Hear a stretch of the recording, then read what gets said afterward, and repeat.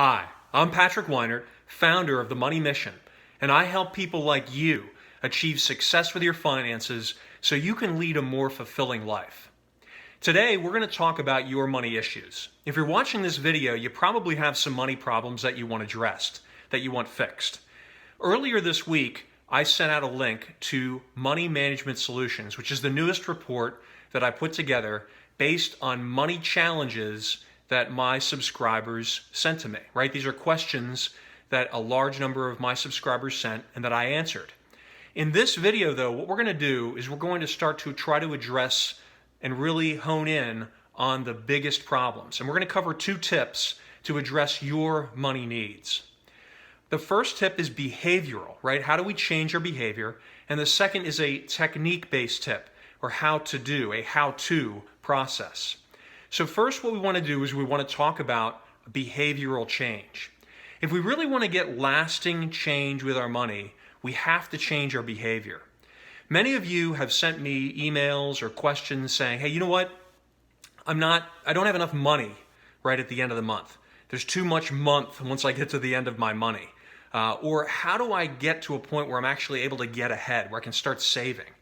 And even more, maybe you have money, but you just don't know where to invest it, or you don't have a financial advisor that you trust. You know, where can I find that knowledge or that guidance? The first thing that we need to change is we need to change our behavior.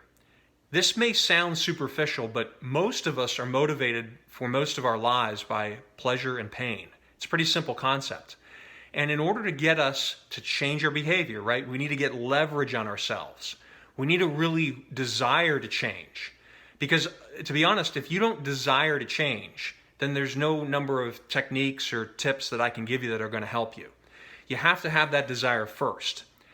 You probably, if you have problems with your money, in many cases are associating pain with saving and pleasure with spending.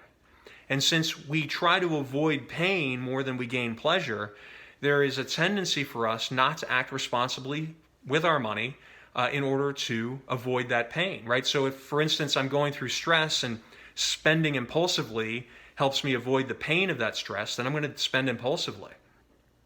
The trick here, or the tip here, is you need to retrain yourself to associate pleasure with saving and doing the right thing. Now, everybody's situation is different. And what I want to do is have you post a comment or a question or send me an email if you don't want to talk about it publicly so that we can address your own current situation.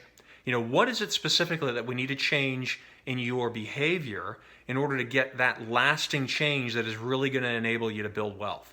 Because that's 80% of the solution right there. The second tip that we're going to talk about is a technique that I learned managing the Marine Corps' budget. So some of the success I had managing the Marine Corps' budget, I used a concept called ZeroBased Budgeting. And this is what I want you to do. If you don't already have a budget, I want you to put one together. Don't take more than 10 to 15 minutes to do this.